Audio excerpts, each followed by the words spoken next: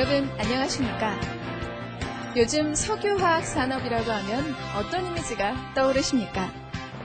우리가 일상생활로 사용하는 다양한 생활용품에서 자동차, 컴퓨터, 건설에 이르기까지 광범위하게 사용되는 것이 바로 석유화학 제품입니다.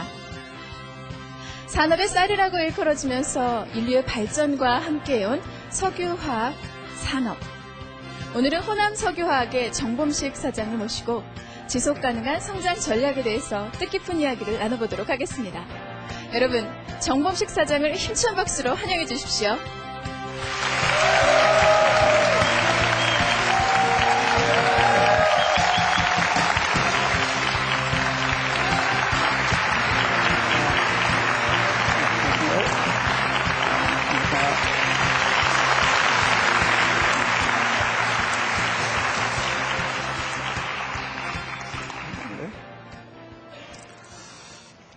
여러분 반갑습니다. 사실 한 학기가 벌써 지나가네요. 여러분들 열심히 경청해 주셔서 정말 고맙습니다.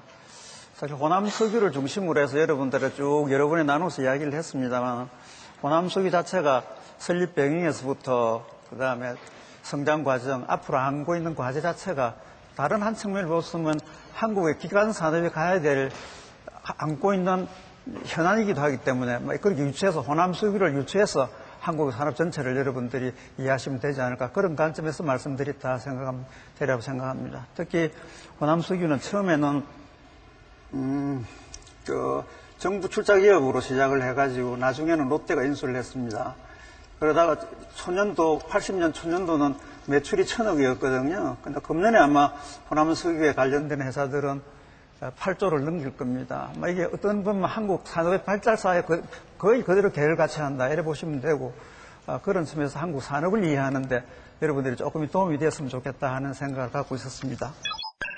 지금 이런 이야기를 하는 것도 사실은 우리가 정보화 시대라고 지금 이야기를 하는데, 정보화 시대를 가능하게 하는 것은 플라스틱 없이는 실제 가능하지 않다, 그런 이야기를 합니다. 물론 이제 수렵 시대에서부터 농경 시대를 가능하게 만든 것은 철기가 나와서 그런 거 아닙니까? 그죠? 철기가 나왔기 때문에 농기구가 만들어졌기 때문에 농기구가 만들어진 거거든요. 수렵을 농경으로 넘어오는 것도 철기 시대가 만들어낸 겁니다. 마찬가지로 지금 산업혁명 시대를 거쳐서 지금은 우리가 정보화 시대라고 그러는데, 사실 정보화 시대를 가능케 한 거는 플라스틱이라는 이런 소재 공급이 있어서 가능하다. 저희들은 그렇게 생각합니다. 크게 틀리지도 않았을 겁니다. 근데 지금 조금 사회적 소개 잠깐 있었습니다. 플라스틱은 여러분 보시는 대로 우리 석유화학은 우리 이복들, 옛날 같으면 무명 옷들, 반면에 우리 엄마들이 그걸 양말 짚고 이랬거든요. 그랬습니다. 요즘 그런 게 있습니까? 그게 다 석유화학이야 이복 덕분입니다. 우리 공장은 우리가 한 100만 톤 정도의 에틸렌 그리콜을 만드는데, 이것 가지고 아마 한 300만 톤 정도의 포레스테를 만들 수 있는데, 이 300만 톤이면 그렇게만 해도 그거를 목화를 재배한다면 제 생각은 아마 우리 남한 땅, 산, 강, 하천 전부 다가 목화 재배지를 해도 그만은 만들 수가 없습니다. 근데 인구가 작을 때는 모르겠습니다만, 이런 많은 인구가 이런 풍족한 생활을 누리려면 이런 옷이 없으면 되는 게 아니잖아요. 그죠? 자연 경제가 될 일이 아니다. 이게 석유화학에서 공급하는 옷입니다. 여러분, 이 옷도 태반이 아마 석유화학 제품이 혼방되어 있을 겁니다. 그럼에도 불구하고 석유화학에 대한 인식이나 이런 게 왜 사람들이 저걸까 하는 거는, 석유화학 시작은 조금 말씀드리면, 이 플라스틱을 제일 먼저 인공적으로 만든 거는 1907년도입니다. 그러니까 100년 남짓하죠. 그죠? 석유화학이 꽃피우고 대량 소비되고 대량 만들어진 석유화학은 원천은 1920년대부터입니다만 1960년대 이후거든요. 60년대 이후면 한 50년밖에 안 되지 않습니까? 그죠? 50년밖에 안 되다 보니까 일반 사람들의 인식이라든지, 사실은 플라스틱 시대에 살고 있으면서도 우리가 플라스틱에 거기에 대한 느낌이 적다, 이런 말씀을 드립니다. 특히 석유화학은 그런 별로고, 실제는 우리 생활에 와닿고 하는 거는 한 50년 된 산업이다. 역사를 거슬러면 100년입니다만 실제는 50년 된 산업이다, 이런 걸 말씀드립니다. 똑같은 이야기가 중복됩니다만, 석유화학은 전방으로는 정유산업이 있습니다. 정유산업이 있고, 정유산업이라는 거는 원유를 들여다가 정제를 하는 거죠.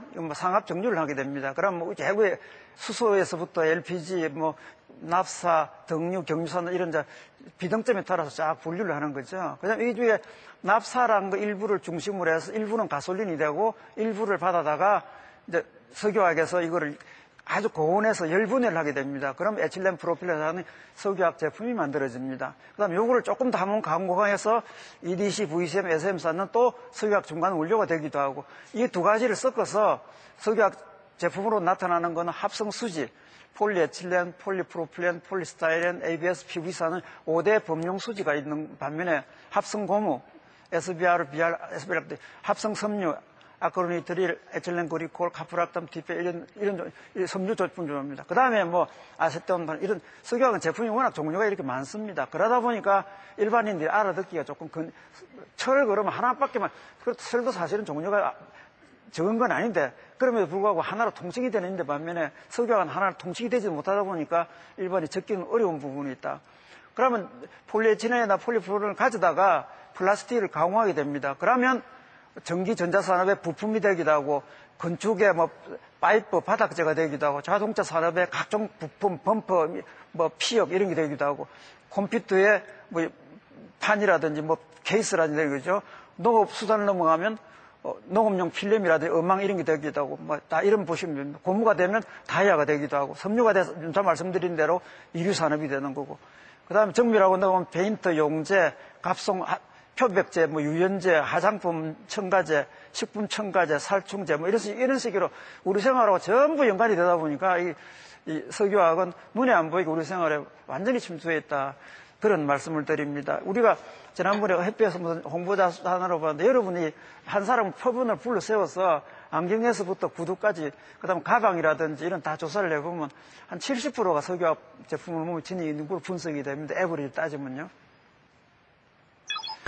지금 한국 석유화학 산업 전체를 말씀드리면, 한국 화학 산업 정의하기는 석유화학을 포함한 화학물질 제조업이 있는 분면에, 그 다음에 정유산업, 그 다음에 고무 제품 산업, 그 다음에 유리, 비금철, 금속, 유리하고 비철 금속까지 포함하는 넓은 의미의 화학 제품이 있습니다. 이거는 넓은 의미의 화학 제품은 우리나라 2007년도 매출이 246조입니다. 246조인데 230조는 우리나라 전체 제조업이 948조니까 우리나라 전체 제조업의 26%가 화학제품이다. 이런 말씀입니다. 화학제품이고. 그 다음에 좁은 의미에서 물질 제조하는 석유화학은 사실 90억 정도입니다.